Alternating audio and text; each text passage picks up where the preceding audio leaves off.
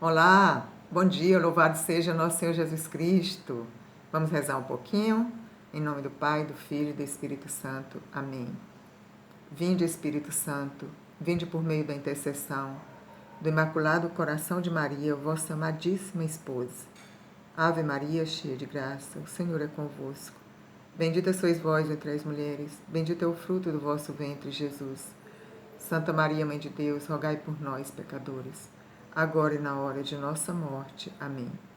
Santo anjo do Senhor, meu zeloso guardador, se a ti me confiou a piedade divina, hoje e sempre me rege, me guarde, me governe, me ilumine. Amém. Em nome do Pai, do Filho e do Espírito Santo. Amém. Então, eu queria começar retomando o artigo que a gente viu semana passada, porque tem algum ponto que eu acho que eu não fui muito clara, também por conta das partilhas. Certo? Primeiro, quanto ao julgamento. Eu falei que quando a gente morre, a gente se apresenta diante do Senhor. Logo que a gente morre, nós temos o nosso juízo particular. Nós vamos falar mais a respeito disso no último artigo do Credo, quando a gente vai falar, creio na vida eterna, amém. A gente vai falar céu, inferno, purgatório. A gente vai falar mais a respeito desse tema. Certo? Mas assim, eu falei que a gente se apresenta diante do Senhor com aquilo que são as nossas obras, aquilo que nós vivemos, com a nossa vida. Ali tudo se torna atual diante de Deus. Então, eu falei que as nossas obras, elas vão nos julgar. Mas assim, é preciso ficar bem claro para a gente que quem vai, de fato, nos julgar é nosso Senhor Jesus Cristo, certo? É tanto que o artigo do Credo, ele vai dizer que Jesus virá cheio de glória para julgar os vivos e os mortos. Isso é o juízo final. No juízo final. O que acontece? A gente, de fato, vai se apresentar diante dele, com as nossas obras, com aquilo que foi a nossa vida, o que fizemos de bom, o que deixamos de fazer, vai estar ali diante dele. E isso é para que caia por terra também essa narrativa de dizer que Jesus é bonzinho, que Deus é muito bom, que Deus não vai mandar ninguém para o inferno. Então, não é que Deus vai mandar a gente para o inferno, é que a gente escolheu o inferno. Com a graça de Deus, ninguém aqui escolheu o inferno. Mas aqueles que são condenados é porque escolheram o inferno. Então, o que o Senhor vai julgar e vai dar a sentença, certo? Na Bíblia não fala tanto a respeito do inferno, mas, na verdade, Jesus é quem fala de forma bem categórica a respeito do inferno. Jesus é que se refere ao inferno, chamando fogo do inferno e outras expressões nesse sentido. Se você ler os evangelhos, você vai perceber. Então, não subestimamos o inferno. Como tudo é banalizado, as pessoas banalizam a questão do inferno, com essa questão morreu, vai para o céu, foi para a glória, morreu, está na casa do Pai. Pode estar e pode não estar, certo? O inferno é tão sério, meus irmãos, que custou a cruz para nosso Senhor Jesus Cristo. Tá percebendo assim?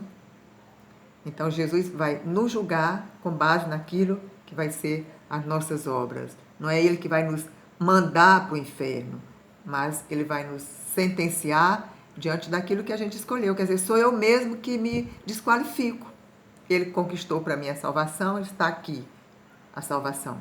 Lembra que eu falei para vocês que está todo mundo morrendo, chega o carro com remédio, aqui está o remédio, a salvação para todo mundo da doença.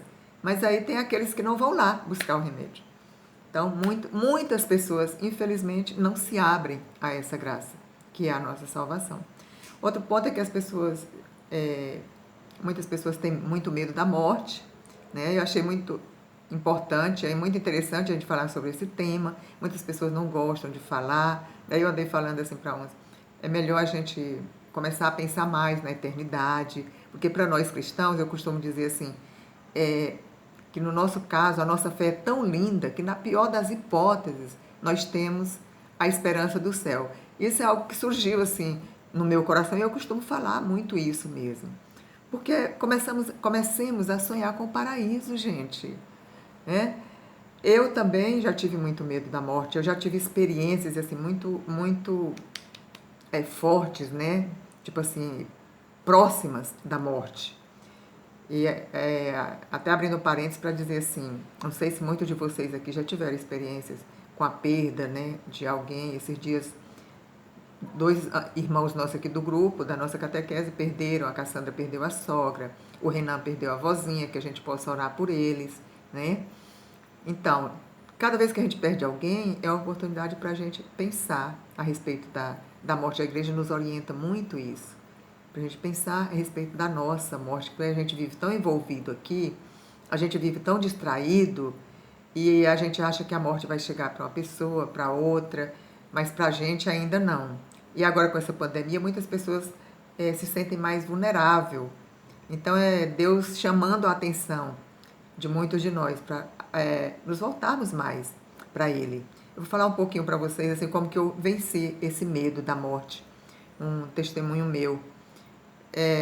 Até os 31 anos eu não tinha tido experiência, minha avó morreu e tal, mas eu não tinha tido uma experiência assim muito forte com a morte, né? E aos 31 anos a minha mãe faleceu. Então foi algo terrível. Esse tempo foi quando eu me voltei para Deus, eu me converti, porque o mundo realmente desabou na minha cabeça. Minha mãe era tudo assim, né, para mim. Era meu porto seguro, era uma mulher forte. Aí de repente adoeceu, ficou 1 ano e pouco doente, morreu. Então a partir dali minha vida nunca mais foi a mesma. Eu sofri demais com a doença dela. Já sabia que ela ia morrer, né? Aí aos 37 anos eu perdi meu marido, bem saudável. A gente estava muito bem, cheio de plano. Ele saiu para trabalhar e faleceu. Naquela época eu tive muita falta de ar, porque eu achava que eu ia morrer qualquer hora. De repente me dava falta de ar. Entrei meio que em pânico, né? E comecei a perceber assim que a morte podia chegar para mim a qualquer hora. Mas, de repente, a vida foi aos poucos, você vai criar seus filhos, você começa a fazer plano, você começa a esquecer um pouco, deixar de lado essa questão. Mas só 10 anos atrás, quando eu tive câncer, que eu vi o tanto que eu tinha medo da morte. Porque a perspectiva do meu câncer foi para São Paulo, exame. Brasília não, local, não identificou, mas eu tive uma perspectiva de 99% de ser um melanoma muito agressivo. E foi Deus que me curou desse câncer, sabe? Então eu vi que eu não estava nem um pouco preparada para morrer. Eu ainda estava muito apegada. Aí foi que eu comecei a fazer uma proposta para Deus. Senhor, nem foi durante a doença, foi depois que eu fiquei boa mesmo. Eu falei para ele, Senhor, eu não quero mais investir aqui, eu não quero mais fazer planos aqui para esse mundo. Eu quero começar a fazer planos para o céu. E aí eu nunca mais eu quis planejar coisas, sabe?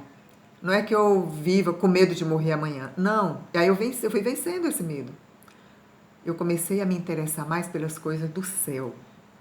A lidar com a morte como alguém que pode chegar a qualquer hora. Mas eu lido com a morte assim. Qualquer hora eu posso me encontrar com Jesus. Às vezes eu deito, quando eu deito, né? Não deitar mais sem fazer um exame de consciência, sem pedir perdão, sem refletir, sem entregar para Deus, sem ofertar aquilo que foi o meu dia, sem pedir perdão pelas minhas falhas. Aproveitar o amanhecer do dia, agradecer pelo dia que está começando e falar, Senhor Jesus, eu quero te amar mais do que o que eu te amei ontem, né? E planejar o meu dia, que eu gosto de planejar um pouco assim na véspera, né? Nem sempre eu consigo, mas pensar um pouco assim no que eu vou fazer, mas ali colocando Jesus como centro, ali na minha meu planejamento do dia seguinte vai estar o meu momento com a palavra, vai estar a hora que eu vou ver a missa, vou participar da missa, vai estar o momento que eu vou rezar o meu terço, entende? Então, vai ter o momento que eu vou poder ver alguém, ver alguma coisa, servir em alguma coisa, uma pessoa ou outra, dentro da vontade de Deus. Então, eu levo a minha vida mais ou menos assim. E isso é muito bom. Então, hoje eu já não tenho medo da morte. Um medinho assim a gente sempre tem, né?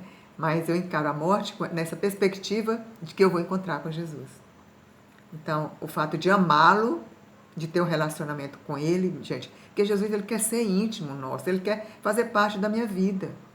Né? Então, às vezes eu falo, precisamos assim alimentar a nossa espiritualidade por conta disso. Então, como que eu alimento a minha espiritualidade? Tem várias formas da gente alimentar. A gente alimenta a pança, né? Mas assim, e o nosso espírito? Você vai descobrindo o seu caminho de espiritualidade. Eu faço parte de uma comunidade consagrada que tem as regras de vida, que é o nosso caminho de espiritualidade. Mas as nossas regras, elas são muito importantes, interessantes, né? Além dos tempos, tem o chamado tempo forte, que são os retiros anuais. Nós temos um retiro mensal, que eu posso fazer, digamos, 2, 3, 4 horas de retiro, chamado Retiro da Boa Morte, né? Que eu vou preparar não só as minhas gavetas e como se eu fosse morrer, mas eu vou preparar também o meu interior, né? Confessar essas coisas, fazer a reflexão, porque nós temos ali a orientação para o nosso retiro, ela vem para a gente. Então, os tempos fortes, a missa é um tempo forte, é um momento forte de oração, a palavra, e tem oração ao ritmo da vida, que eu acho que é muito importante, assim, para cada um de nós. Às vezes eu não posso parar muito tempo para orar, mas eu posso alimentar a minha espiritualidade. Eu posso ter um CD com o terço para eu começar a rezar o terço, eu posso rezar o mistério quando eu vou para o trabalho, eu posso rezar outro mistério quando eu volto, eu posso rezar o mistério enquanto eu estou fazendo preparando um lanche, né? E às vezes eu não tenho como estar ali acompanhando, igual eu vi umas irmãs minhas na comunidade, uma vez elas estavam fazendo almoço e com o terço na boca, eu não sei como que elas contavam o terço, né? Mas assim, às vezes eu posso botar, hoje no celular tem tudo, você quer orar um terço, você tem lá, terço com fulano de tal, você põe lá e vai ajudando você a orar. Músicas, eu tenho passado música para vocês, porque na minha comunidade, Canção Nova, o próprio nome já diz, o Monsenhor fala, o nosso fundador, que a música ela é a ponta da lança, sabe? Aquela lança que vai, que a ponta é aquela que atinge primeiro o seu coração ali. Então, a música é a ponta da lança, ela atinge o nosso coração, a dureza do nosso coração, vai quebrantando o nosso coração, vai amolecendo, vai se derretendo para que o Espírito Santo possa agir em nós, certo? E hoje tem muitas jaculatórias que a gente pode rezar o dia todo. Jesus, eu confio em vós. Jesus, eu te amo. Então, todas essas coisas, ao ritmo da vida, eu posso ir agradecendo. Eu vou entregando tudo com confiança. Eu sei que eu tenho um anjo da guarda. Eu vou rezo todo dia por ele. Várias vezes ao dia, o anjo da guarda da minha companhia. Assim que eu vou alimentando a minha espiritualidade. É algo que precisa brotar do nosso amor por Jesus. Mas assim, o outro ponto que eu queria falar, a gente falou do anticristo, esse tempo difícil que a igreja vai passar, eu achei importante a gente fechar acrescentando mais alguma coisa, né? O tempo, o terreno, eu falei que está assim, como se estivesse preparado, né? Para a chegada do artista, o picadeiro está preparado para a chegada do artista. Por que eu falei isso? Com essa questão da globalização, agora por conta do vírus mesmo, a gente fica vendo tanto que é fácil do governo, por exemplo, controlar as pessoas. A gente viu o que aconteceu lá em São Paulo, né? As companhias telefônicas, elas conseguem te dizer pelo quantas pessoas tem, onde que está a aglomeração, se você está em casa, se você está na rua. E eu não sei se vocês já ouviram falar na nova ordem mundial, né? A gente fala no anticristo, a gente não sabe se é uma pessoa, se é uma instituição, mas nessa nova ordem mundial vai ter um líder mundial, é para ter uma religião só. E aqui é onde eu tenho falado várias vezes a questão dos nossos dogmas, né? Fé, a crer em Deus Pai, Filho, Deus Espírito, a Trindade, a questão do senhorio de Jesus, porque essa nova ordem mundial, essa nova religião, onde qualquer coisa serve, e eu tenho assim apontado isso, que isso é o maior perigo, onde qualquer crença serve, é porque vai ser uma religião assim sem dogmas, sem um Deus específico, sabe? Então, eu trago essas coisas assim para a gente observar os sinais dos tempos, como Jesus diz. Você olha para a plantação, você sabe que está chegando o tempo da colheita e você não sabe olhar os sinais dos tempos com relação à segunda vinda de nosso Senhor Jesus Cristo.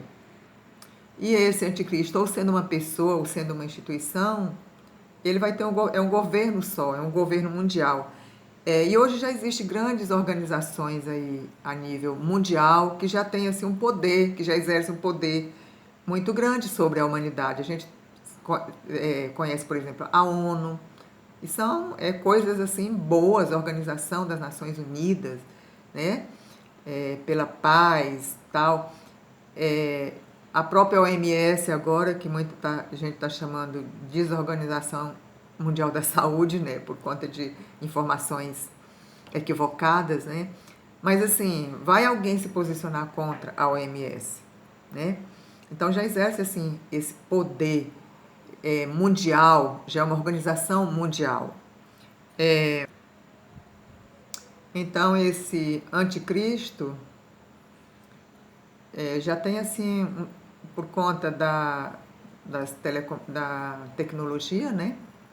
Já está muito fácil de exercer um controle sobre todas as pessoas. E a gente não sabe se é uma instituição ou se é uma pessoa. Não se sabe. Às vezes eu leio algumas coisas, vejo algumas coisas sobre isso. E também não se sabe se é agora ou quando que vai ser. Mas para dizer assim, né, que as coisas já estão assim bem favoráveis. Não é assim para criar pânico em ninguém, é para a gente ir observando, para a gente ir percebendo as coisas. Certo? Pode ser que não seja na sua geração, pode ser que seja daqui a 100 anos, não se sabe, né? Mas de forma que é um grande acontecimento a segunda vinda de Jesus, e um grande acontecimento exige uma grande preparação. Então vamos assim para o nosso assunto de hoje. Creio no Espírito Santo, para o nosso tema de hoje. E a gente pode até pegar aquela última passagem que nós lemos, né? Ali por ocasião de Pentecostes, a gente viu a ascensão de Jesus ao céu, ele estava ali com seus discípulos, e naquele clima de despedida, e ele falou, eu vou e eu mando o Espírito Santo, que vos dará força. Então, meus irmãos, Jesus, ele cumpre essa promessa, ele manda o seu Espírito Santo. E a gente fica pensando, gente, mas aqueles apóstolos conviveram tanto com Jesus, viram tanto ensinar de Jesus. Às vezes eu fico pensando, se eu tivesse convivido com o Senhor daquele jeito, né? Eu acho que eu já saía dali com tudo, mas eles ficam ainda, né, fechados, escondidos, medrosos, até que vem sobre eles o Espírito Santo. E quando o Espírito Santo vem, de fato, dá a eles a força que eles precisam, que é o que a gente vai ver hoje em Pentecoste. Jesus cumpre a promessa. E Jesus prometeu o Espírito Santo, e ele sabia, né, por que ele teria que mandar o Espírito Santo. Ele sabia que eles precisavam realmente do Espírito Santo para que a igreja pudesse expandir, para que a igreja pudesse se manifestar. Então, em Pentecoste, é a manifestação da igreja. Vamos pegar aqui o Catecismo 685.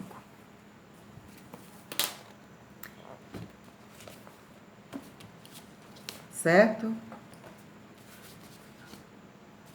Quando eu digo creio no Espírito Santo, que é o nosso artigo do credo, eu vou estar dizendo que eu creio na terceira pessoa da Santíssima Trindade. Primeira, Deus Pai, creio na segunda, Deus Filho. Nós vimos vários artigos sobre a segunda pessoa da Santíssima Trindade, não é verdade? E agora, creio no Espírito Santo. O Catecismo vai dizer, crer no Espírito Santo é, pois, professar que o Espírito Santo é uma das pessoas da Santíssima Trindade, consubstancial ao Pai e ao Filho, e com o Pai e o Filho é adorado e glorificado. Consubstancial ao Pai e ao Filho. Então, quando eu digo que eu creio no Espírito Santo, eu estou dizendo que eu creio em Deus. Com o Pai e o Filho, consubstancial ao Pai e o Filho, da mesma substância. Então, Deus, como o Pai é Deus, como o Filho é Deus, o Espírito Santo, que fica assim bem claro que também é Deus e é uma pessoa. E aí o Catecismo vai dizer, porque é o que diz no credo niceno-constantinopolitano, né? No símbolo dos apóstolos vai dizer, eu creio no Espírito Santo. No credo niceno-constantinopolitano vai dizer, que procede do Pai, do Filho, e com o Pai o Filho é adorado e glorificado. Então, eu não adoro, nós cristãos, nós não adoramos outra coisa que não seja Deus. Não é que Deus seja uma coisa, mas nós só adoramos a Deus.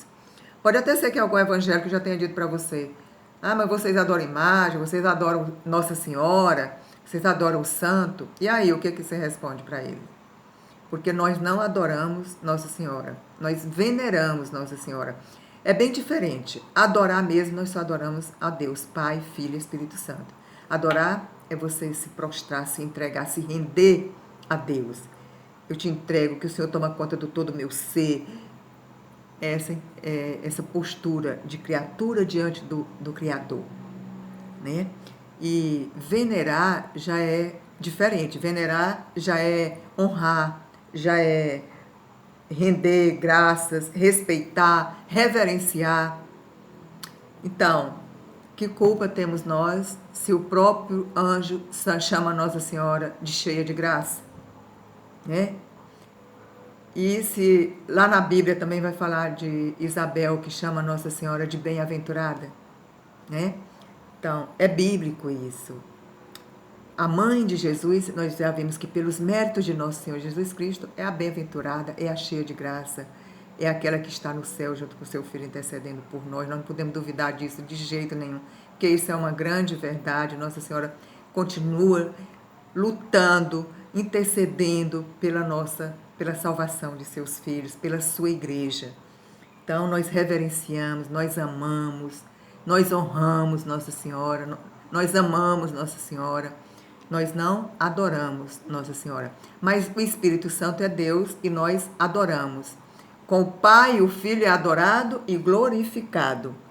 É por isso que se tratou do mistério divino do Espírito Santo na teologia trinitária. Aqui, portanto, só se tratará do Espírito Santo na economia divina. Vamos aqui tratar na economia divina, quer dizer o quê? Na revelação divina. Então, o Espírito Santo é Deus, com o Pai, o Filho adorado e glorificado. Denominações do Espírito Santo. O primeiro nome é o próprio Espírito Santo, para dizer que ele é Espírito, ele é puramente Espírito e ele é muito santo, ele é santíssimo. No próprio nome assim, do Espírito Santo já está impresso aquilo que ele é, aquilo que é a sua missão, né? Jesus significa Deus salva. Nós vimos, né? Espírito Santo é o santificador. Então, é a missão do Espírito Santo santificar a igreja, santificar a mim e a você, que somos membros dessa igreja. Então, permita que o Espírito Santo lhe santifique, porque a sua vocação primordial, por excelência, é a santidade. A santidade é a nossa felicidade. Santidade é viver dentro daquilo que é o sonho de Deus para nós. É corresponder ao sonho de Deus para nós, é compreender esse sonho e viver conforme Deus sonhou, pensou em mim, porque você, meu irmão, você não é o que as pessoas veem em você. As pessoas dizem de você. Você é aquilo que Deus vê, aquilo que Deus sonhou com você. Então, na minha santidade, eu sou plenamente feliz. Como dizia Jesus, o meu alimento é fazer a vontade do meu Pai. Na vontade de Deus, nós nos realizamos. É chamado também o Paráclito. A palavra vai dizer em João 14, de 15 a 17. Pega aí a palavra de Deus. Então, aqui a palavra vai dizer assim: se me amais, guardareis os meus mandamentos, e eu rogarei ao Pai, e ele vos dará outro Paráclito, para que fique eternamente convosco. Outro Paráclito. É tão bonito o jeito que Jesus se refere ao Espírito Santo, porque ele fala outro Paráclito. Porque, na verdade, a presença de Jesus ali no meio dos seus apóstolos, com certeza era uma presença assim, muito consoladora, muito confortadora. Então, ele vai dizer, olha, eu vou embora, eu subo para o Pai, mas eu pedirei e ele vos dará outro Paráclito, outro Consolador, Paráclito, aquele que está próximo, o defensor. Então, Jesus era tudo isso para eles. E ele fala, o Pai mandará outro Paráclito, que é o Espírito Santo. Então, o Espírito Santo é chamado também de Paráclito. E no próximo versículo ele vai dizer, é o Espírito da verdade que o mundo não pode receber, porque não o vê nem o conhece. Mas vós o conhecereis, porque permanecerá convosco e estará em vós. Então, meus irmãos, o Espírito Santo, ele ele está em nós, ele permanece conosco. É o chamado de Espírito da Verdade, outra denominação do Espírito Santo. Nós trazemos em nós o Espírito da Verdade. Jesus vai dizer que o pai da mentira é o demônio. Jesus, ele ama a verdade. Como que você lida com a verdade? Né? A gente está num mundo que banaliza tanto, né? No Brasil é o jeitinho brasileiro, é uma desculpa, e a gente se habitua, às vezes, a falar a verdade. Então, como que eu lido com essa questão da verdade? A palavra vai dizer, diga sim, se é sim, e diga não, se é não, porque o que passa disso vem do maligno. Então, pequenas mentirinhas, isso não faz parte da vida do cristão. Eu posso hoje refletir sobre isso e dizer, não, a partir de hoje eu vou optar pela verdade. Né? Se eu estou mentindo com relação a alguma coisa, se eu estou enganando alguém, é um momento bem oportuno para eu passar as coisas a limpo, deixar o orgulho de lado, me perdoar, me desculpar, pedir perdão, né? Na nossa vida não é redimido aquilo que não é assumido. Às vezes nós temos dificuldade de assumir. E aqui é muito importante a gente falar da verdade a respeito da gente mesmo. Você se conhece? Você conhece, por exemplo, o seu temperamento? Você conhece as suas fragilidades? Você já percebe ali onde que o Espírito Santo precisa trabalhar? Qual é o foco? Porque conhecer a verdade a respeito da gente mesmo é muito importante, que a gente vai saber exatamente onde que a graça de Deus precisa agir. Nesse mundo nós somos muito assim, trabalhados para nos apresentarmos bem, né? Boa fama, essas coisas. Mas aí a gente esquece de trabalhar com as nossas fragilidades. E humildade é isso. Humildade não é a gente ser bobo. Humildade é eu me reconhecer que tem fragilidade. Olha que você dizer para a pessoa, não, isso aqui é uma fragilidade minha. Eu estou lutando para vencer isso aqui na minha vida. Isso é um gesto de humildade, não é verdade? Santo Agostinho, ele dizia que uma prova de que a gente gosta muito da verdade é que a gente não gosta de ser enganado. Então, eu não acredito que aqui tem alguém que ainda, né, viva uma vida de mentira, mas essa questão de falar a verdade, de ser verdadeiro, não é jogar a verdade na cara das pessoas, não. Isso pode ser uma agressão até, mas não omitir, não deixar de falar a verdade, não é verdade? Mas isso tem que começar a respeito de mim mesmo, a respeito da minha pessoa. Então, a gente, pensando um pouco sobre a verdade a respeito de nós, da nossa vida, trazendo isso na presença do Senhor, na presença do Espírito Santo, que é o Espírito da verdade e que vai nos iluminar a esse respeito, a gente segue para o próximo vídeo.